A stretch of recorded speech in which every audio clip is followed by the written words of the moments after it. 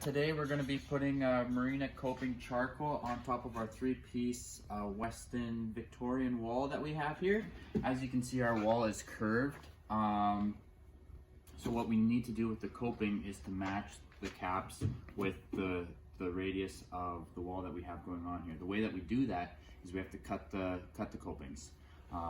So we like to cut both sides so you get a nice even arch to it, a nice radius to it. So how we do that is we take our ruler.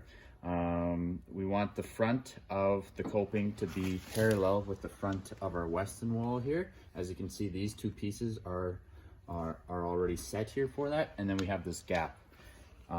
With that gap, we measure it here. So we have 2.5 inches here. We divide that by 2 because we're cutting 2 copings.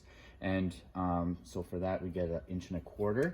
We mark that on the back side here, as you can see, on both of the coping here, and then mark the line from our mark right to the front corner here, so we get a nice taper on that cap.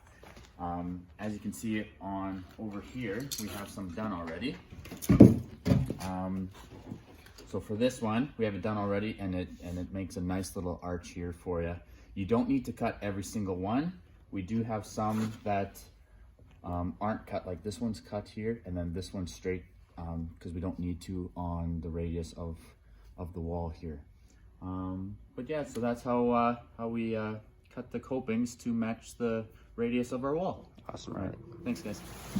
All right, so now we've got our copings cut here, and then basically what we just have to do is place them together, put some glue on them, and then we're done. Move on to the next one. Awesome, Riley.